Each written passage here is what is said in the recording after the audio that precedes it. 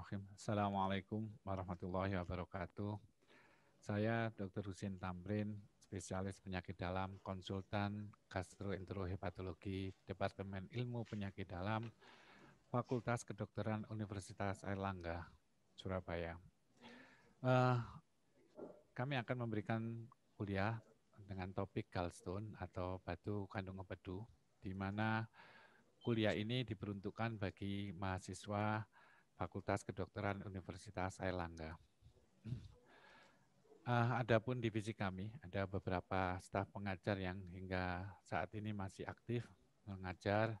Di antaranya adalah Profesor Hernomo, spesialis penyakit dalam konsultan gastroenterohepatologi, ada Prof. Iswan Abbas Nusi, ada Dr. Pangestu Adi, spesialis penyakit dalam KGEH, Dr. Purnomo Budi, Dr. Heri Purbayu, Dr. Titong Sugiartono, Dr. Umi Maimunah, Dr. Ulfa Holili, Dr. Budi Widodo, Dr. Miftah Suhrul, Dr. Ami Fidiani, dan saya sendiri Dr. Husin Tamrin. Baik, topik seperti halnya yang akan kita bahas yaitu tentang gallstone atau nama lainnya adalah batu empedu atau batu gallbladder, di mana secara per definisi adalah batu yang didapatkan di kandung empedu atau masih berupa selat-selat itu kata lain dari lumpur ya, berupa mikrolithiasis di mana merupakan campuran super pekat dari asam empedu, bilirubin, kolesterol, mukus dan protein. Gambar di samping menunjukkan ini adalah gambar kandung empedu, di mana ini bagian leher, kemudian ini ductus cysticus, di mana terbagi dua bagian, spiral part dan smooth part.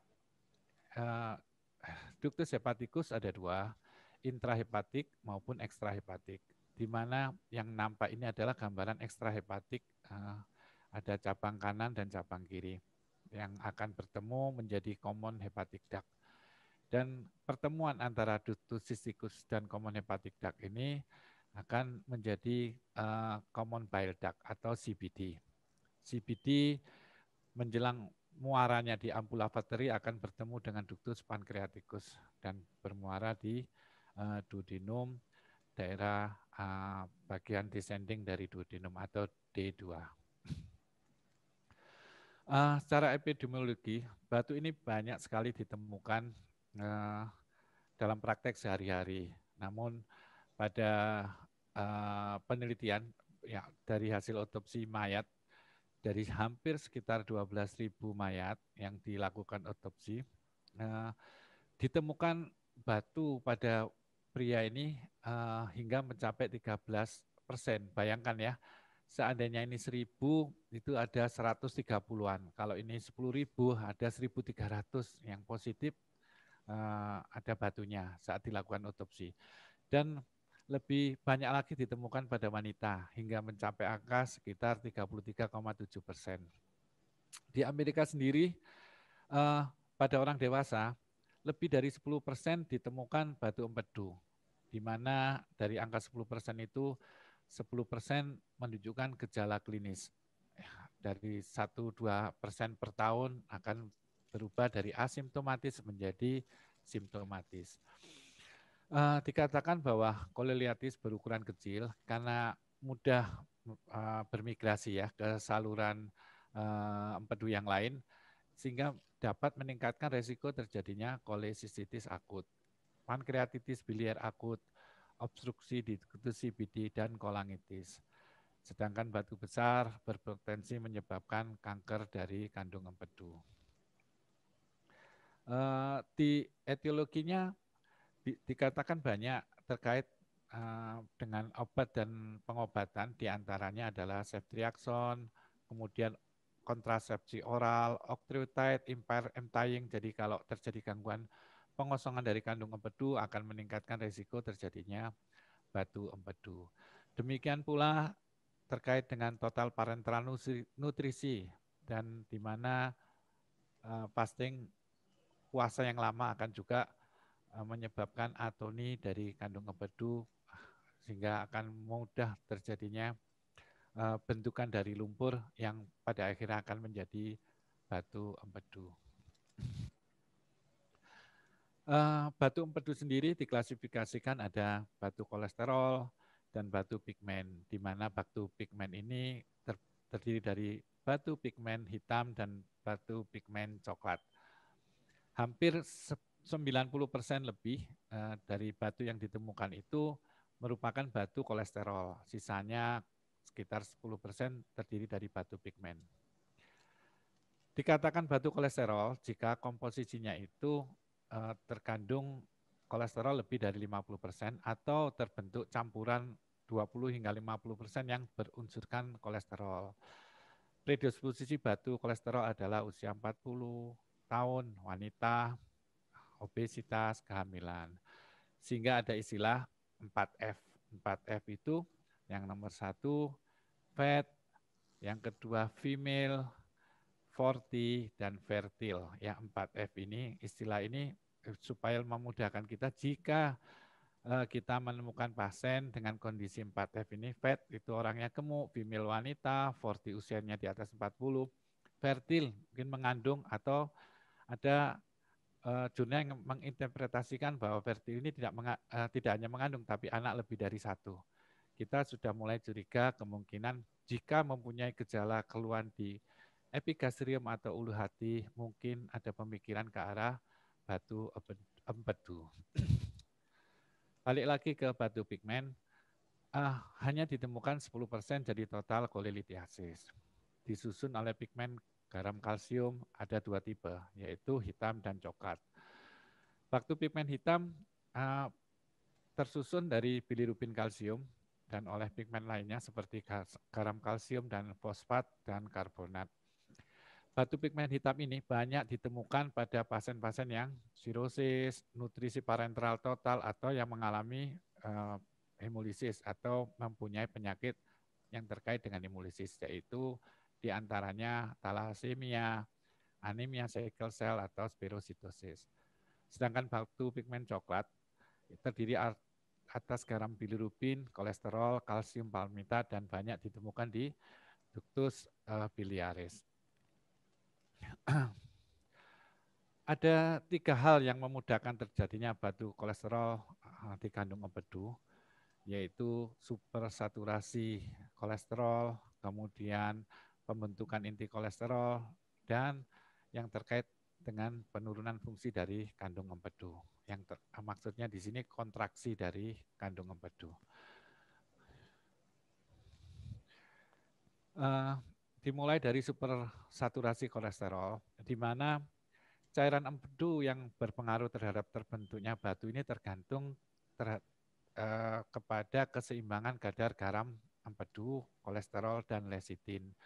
Di mana semakin tinggi kadar kolesterol atau semakin rendah kandungan garam empedu akan membuat keadaan di dalam kandung empedu menjadi jenuh dan akan kolesterol yang dinamakan sebagai supersaturasi kolesterol, di mana hal ini akan menjadi sangat mudah terbentuknya batu dari kolesterol. Yang kedua adalah pembentukan inti kolesterol. Kolesterol ini diangkut oleh misel. Misel itu sebuah agregat gumpalan yang bersifat fosfolipid yang dari garam empedu dan kolesterol. Dan apabila saturasi kolesterol ini makin tinggi, maka yang akan mengangkut adalah vesikel.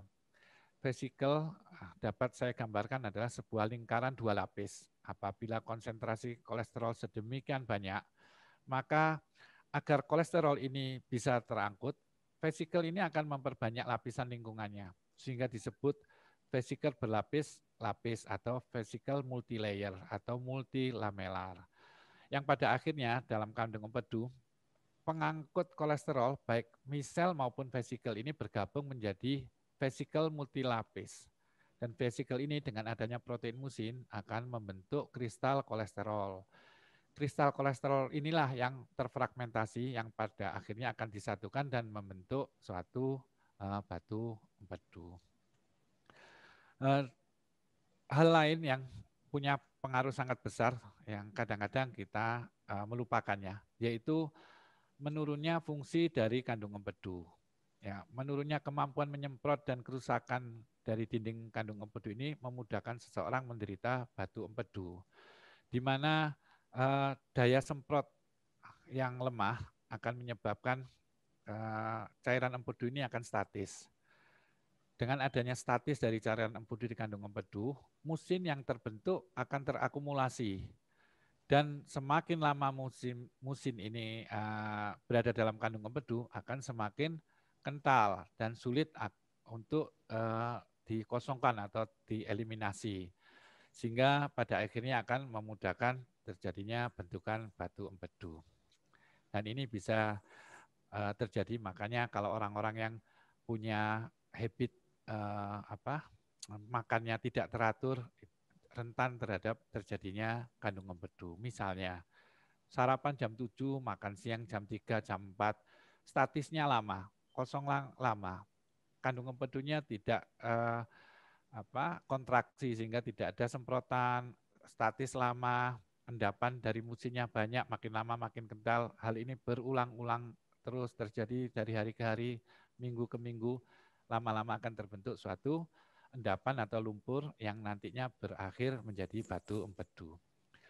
Ada beberapa keadaan yang dapat mengganggu daya kontraksi kandung empedu, yaitu hipomotilitas empedu, parenteral total nutrisi pada orang-orang yang sakit berat, kemudian kehamilan, kemudian orang yang mengalami cedera medula spinalis, dan penyakit kencing manis. Seperti diketahui bahwa kolelitiasis asimptomatik ini hampir 80% penderita kolelitiasis ini asimptomatis atau namanya tidak bergejala. Nama lainnya tidak bergejala. Di mana 2/3% per tahunnya penderita yang asimptomatis ini akan memunculkan gejala kolik biliar. Kolik biliar ini 20-25% akan kambuh dalam 1 tahun. Dari 20 hingga 25% ini dalam perjalanannya 1-2% per tahunnya akan menjadi atau akan muncul gejala kolisistitis akut, di mana kolisistitis akut ini jika tidak tertangani dengan baik akan menimbulkan 30% ini kambuh dalam waktu 1 bulan.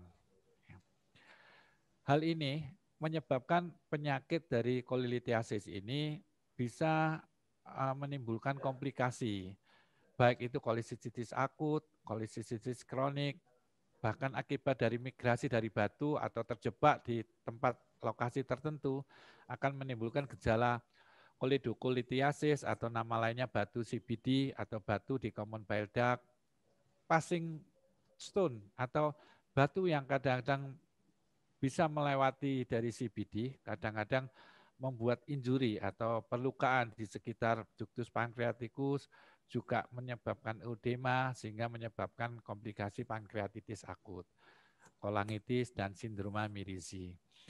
Kanker kandung empedu itu angkanya mencapai 0,08% dari total pasien dengan keluhan dan usianya rata-rata di atas 50 tahun, di mana kanker kandung empedu itu dimungkinkan kalau batunya ini sangat besar, rata-rata di atas 2,5 cm, sangat rentan terhadap terjadinya kanker dari kandung empedu. Nih. Untuk diagnostiknya tentunya anamnesa dan pemeriksaan fisik menjadi sangat penting, ya. Namun perlu diingat sekali lagi bahwa karena 80% dari pasien kolelitiasis ini tidak menunjukkan gejala atau asimptomatis, maka kadang-kadang luput dari analisa kita. Ini yang disebut silent stone. Jika ada keluhan, kadang-kadang keluhannya itu tidak terkait dengan keluhan batu empedu. Jadi tumpang tindih dengan gejala dispepsia atau gejala lambung gastritis. Keluhannya diantaranya adalah sendawa, perut kembung, kemudian yang khasnya pada batu dari empedu ini adalah intoleransi terhadap makanan berlemak serta nyeri perut kronis.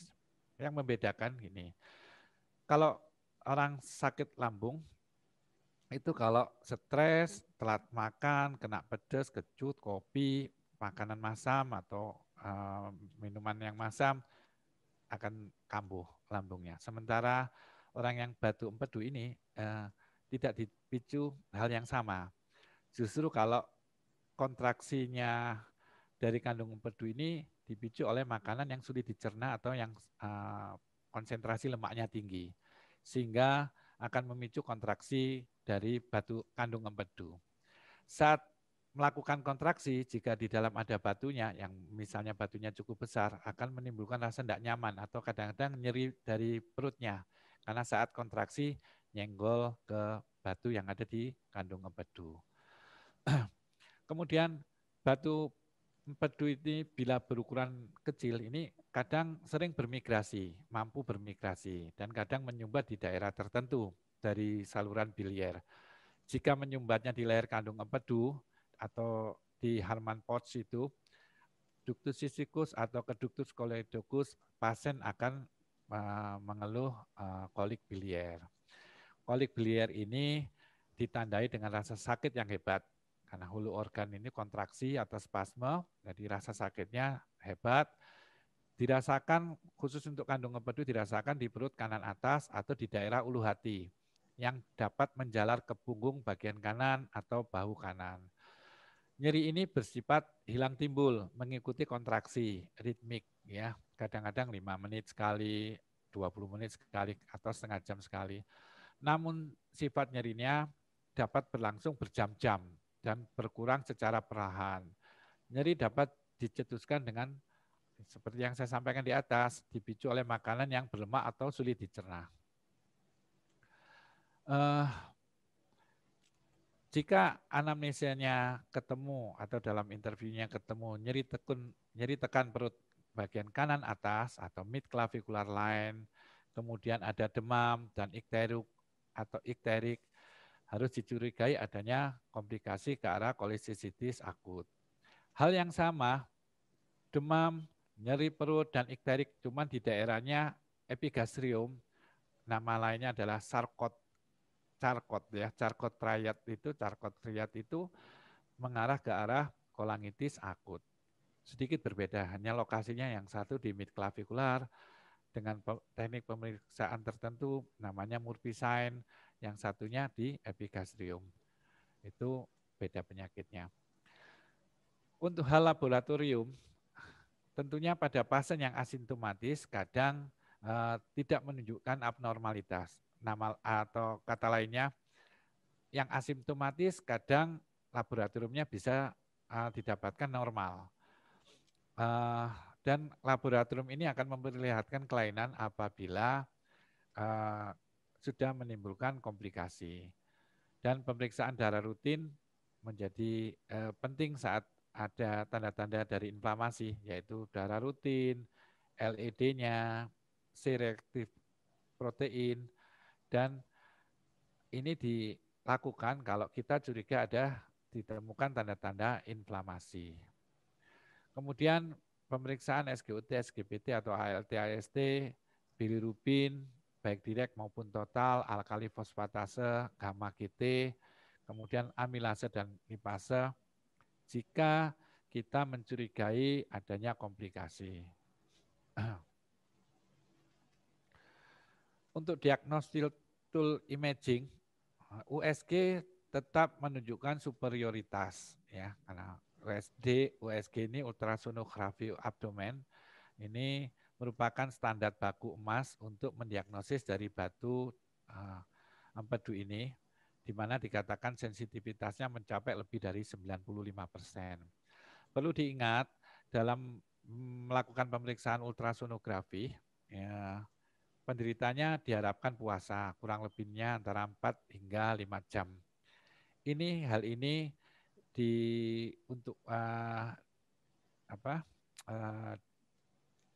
dilakukan supaya kandung empedunya tetap lebar, tidak sampai kontraksi. Kalau kontraksi kempes tidak bisa dievaluasi. Saat puasa kandung empedunya terlihat lebar karena sama empedunya masih penuh. Sehingga kalau ada batu bisa dengan mudah terlihat. Di sini gambaran USG ini ya. Jika saat melakukan ini kita ketemu, ini gambaran USG yang diambil dalam posisi subkostal, ya di bawah tulang iga, arahnya subkostal. Ini terlihat seolah-olah kandung empedu ini berada di dalam liver, ya. Tapi kalau kita mengambilnya itu longitudinal, tapi memotong garis interkosta, ya di daerah midclavicular line, ini gambaran mungkin kandung empedunya berada di luar liver. Ini adalah gambaran batu. Makin konsistensinya makin keras, ini ada gambaran ekoiksido atau bayangan komet. Ini ya, ada ekoiksido. Makin padat batunya, tampak jelaslah komet atau ekoiksido ini. Kalau batunya istilahnya masih lunak, mungkin ekoiksidonya tidak terlalu nampak. Yang membedakan dengan polip, jika kita melakukan gerakan, manuver, pemeriksaan dirubah, polip ini akan tetap pada posisinya. Sedangkan batu bisa berubah. Ya. Dan polip ini kadang-kadang menyerupai batu yang softstone. Jadi ekoiksidonya kadang tidak terlihat. Hal mana jika terjadi komplikasi dari kandung empedu, dinding dari gallbladder ini kalau diukur dengan skala yang ada di USG itu menampakkan dindingnya lebih dari 3 mm. Atau ada gambaran namanya double layer.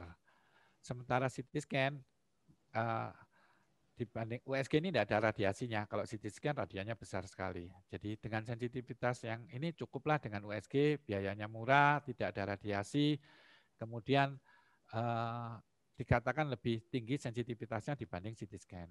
Kecuali pada kasus tertentu di mana sudah terjadi komplikasi adanya pembuntuan di tempat lain, misalnya di CBD, tentunya pemeriksaan CT scan jadi lebih penting atau dilakukan MRI atau MRCP.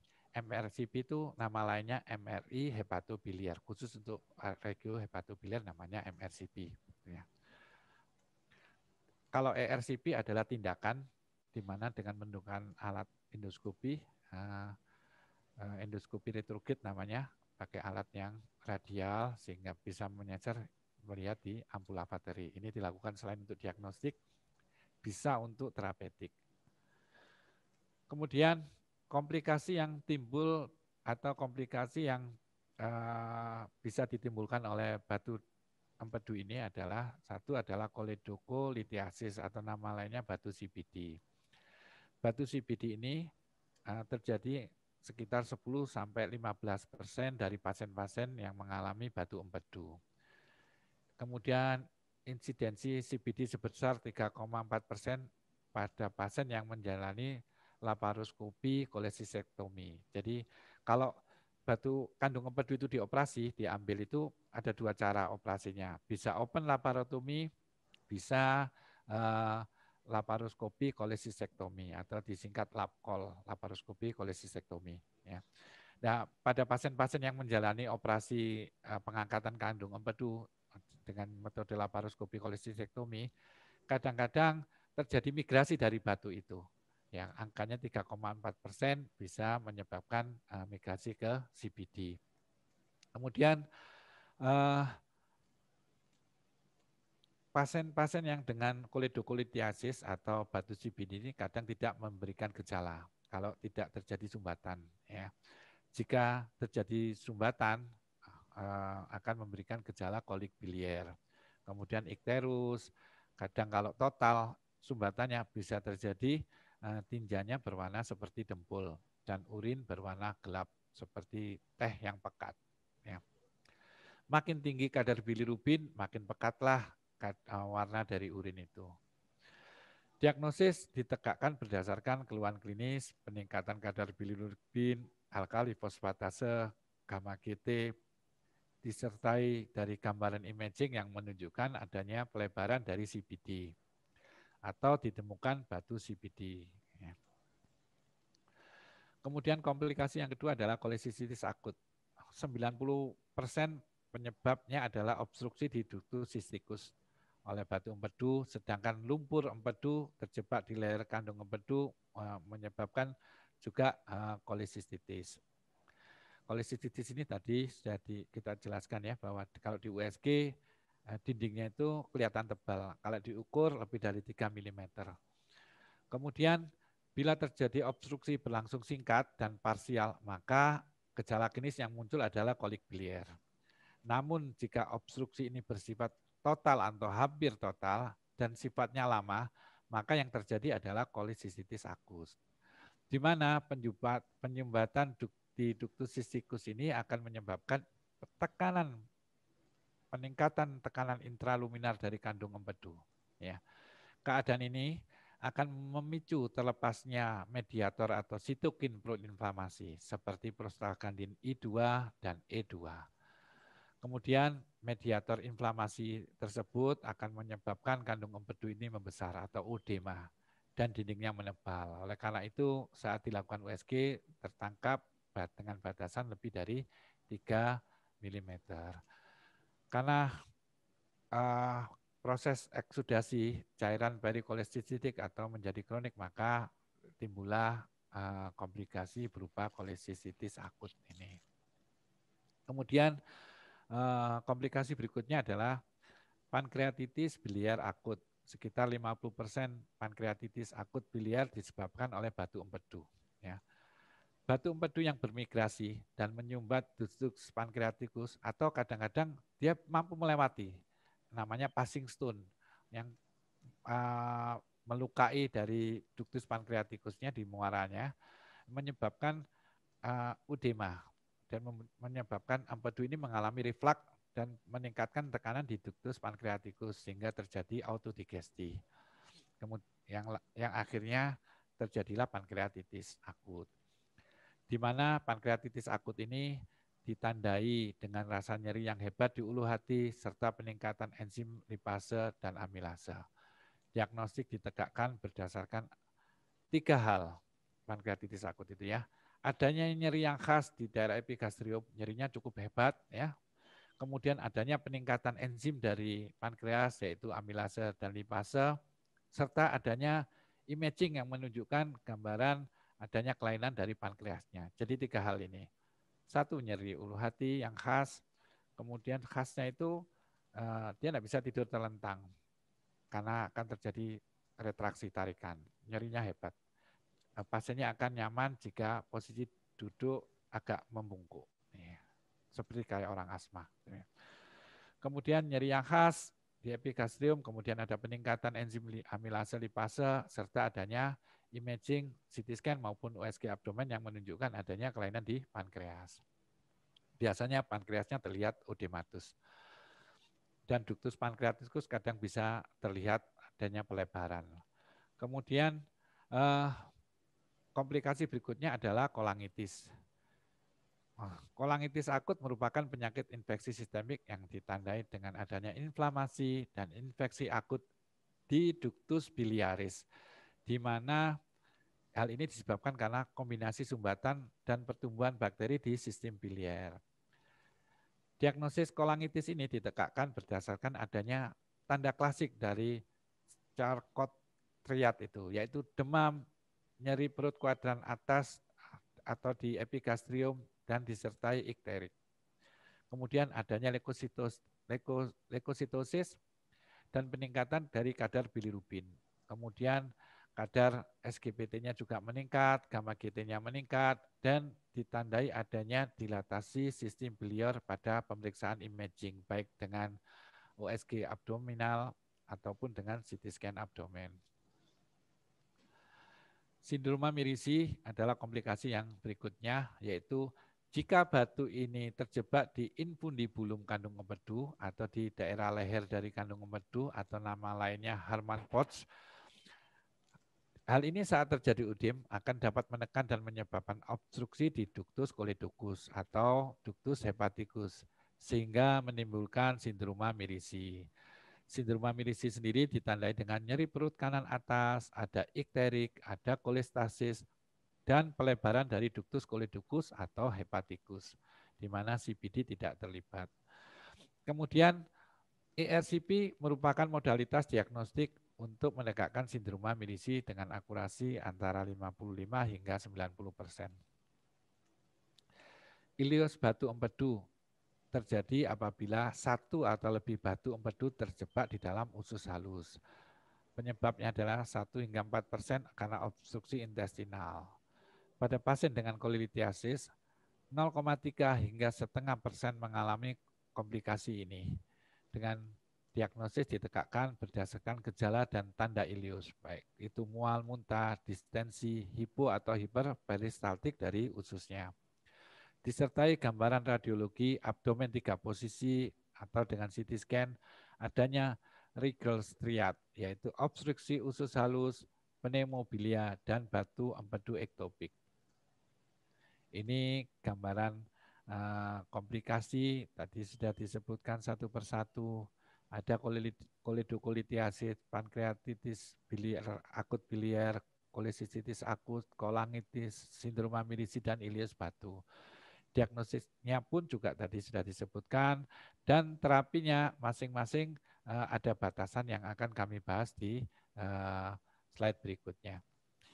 Nah, tata laksananya tentunya didasarkan pada keadaan klinis antara asimptomatik atau simptomatik dan jenis komplikasi yang sudah dialami oleh penderita. Dikatakan kolitis asimptomatik ini tidak memerlukan tindakan kolesistektomi laparoskopi profilaksis. Namun berdasarkan rekomendasi dari ISHL, European Association of Study of the Liver di tahun 2016, indikasi operasi batu empedu adalah batu yang bersifat simptomatik. Namun, jika perlu dipertimbangkan pada kondisi asimptomatik boleh dioperasi atau direkomendasikan dilakukan operasi jika ada 4 hal berikut ini. Yang pertama adalah ada gambaran porselin dari gallbladder, di mana gambaran ini akan punya risiko tinggi terjadinya kanker kandung empedu. Kemudian jika dari imaging didapatkan polip dengan ukuran yang cukup besar, lebih dari atau sama dengan 1 cm dengan atau tanpa adanya batu. Dikhawatirkan polip ini, jenis polipnya akan bisa berkembang menjadi kanker di kemudian hari. Kemudian batu asimptomatik dengan polip ukuran 6 mm hingga 10 mm yang cenderung bertumbuh, atau batu empedu asimptomatik dengan kolingitis sklerosing primer. Ada beberapa pertimbangan lain perlunya dilakukan kolesistektomi laparoskopi profilaksis. Menurut Abraham tahun 2014, jika batu itu berukuran 3 cm, karena batu yang besar ini punya potensi untuk menimbulkan kanker di kemudian hari. Kemudian selain ada batu kandung empedu, juga pasiennya memiliki komorbid berupa anemia hemolitik, baik itu talasemia, anemia hemolitik autoimun, anemia sickle cell, di mana pigmennya batu yang terbentuk adalah batu pigmen, sehingga sulit sekali dengan pemberian obat-obat dengan medikamentosa. Dan yang terakhir adalah batu empedu kecil-kecil dengan dismotilitas dari kandung empedu. Kolelitiasis simptomatik, untuk tata laksananya kolelitiasis simptomatik yaitu labkol ya, laparoskopi kolesistektomi yang merupakan ada prosedur primer. Prosedur ini aman, namun perlu diingat selain sekitar 5 hingga 26% pasien yang menjalani labkol ini kadang-kadang memerlukan konversi ke kolesistektomi bedah terbuka karena alasan Durante opnya ini ada kesulitan dikarenakan adanya anatomi dari sistem biliar yang sulit untuk dilakukan labkol ini. Namun prosedur ini relatif aman dan rekarensinya sangat rendah dan dikatakan dapat mengatasi kolik biliar hingga 92% kasus. Dari yang tadinya nyeri hebat, kolik, setelah operasi orangnya jadi tenang. Kemudian jika terjadi kolik biliar ini bisa diatasi dengan memberikan obat-obat antiinflamasi non-steroid seperti indomethacin atau kelompok diklofenak atau kelompok golongan COX-2 ya atau COX-2 inhibitor. sebagai tambahan dapat diberikan spasmolitik, misalnya Buscopan, Chlordiazepoksid, dan lain sebagainya. Kemudian untuk nyeri yang berat dapat digunakan analgetika golongan opioid. Khusus untuk yang sudah terjadi pankreatitis, hindari golongan morfin karena dikatakan di beberapa jurnal ini morfin ini kadang dapat memicu kontraksi dari sphincter OD yang mana akan memperberat dari kondisi pankreatitisnya. Jadi kalau pas pankreatitis pilihannya adalah golongan petidin ya. Kalau pas nyeri hebat golongan petidin. Nah, tata laksana yang berikutnya adalah dapat diberikan pelarut batu ya, yaitu ursodeoxycholic acid atau UDCA, di mana UDCA ini merupakan pelarut batu empedu, di mana cara kerjanya yaitu dengan menurunkan kejenuhan kolesterol asam empedu di dalam kandung empedu dengan jalan meningkatkan pengeluaran asam empedu dari hati dan mengurangi pengeluaran kolesterol di hati. Kemudian ESBL atau extracorporeal shockwave lithotripsy, di mana ini bisa dilakukan dengan catatan saat melakukan ESBL ini harus dibarengi dengan pemberian UDCA. Yang kedua adalah batunya tunggal, ya, batunya tunggal dan tidak mengalami kalsifikasi. Yang ketiga, pasiennya menolak untuk dilakukan tindakan operasi atau terdapat kondisi yang menyebabkan kontraindikasi dilakukan operasi. Jadi sekali lagi ESWL bisa dikerjakan dengan catatan ada 3 kondisi. Ya. 1 harus disertai dibarengi dengan terapi UDCA, 2 dengan catatan batunya tunggal dan tidak ada yang kalsifikasi. Yang ketiga, pasiennya menolak operasi atau ada kondisi kontraindikasi dilakukan operasi. Baik, mungkin bisa saya ringkas. Jadi sekali lagi, ini adalah kandung empedu. Namanya batu empedu kalau didapatkan batu atau selat atau lumpur yang ada di dalam kandung empedu. Kemudian batu ini kadang 80% tidak memberikan gejala klinis atau asimptomatik. Sisanya 20% memberikan gejala klinis atau simptomatik. Di mana kalau simptomatik gejalanya nyeri perut, ada ikterus, kemudian adanya tanda-tanda oedematus dari kandung empedu. Namun jika terjadi komplikasi, misalnya di lehernya ada sumbatan, masuklah namanya sarkotriat, nyeri, ikterus, dan demam.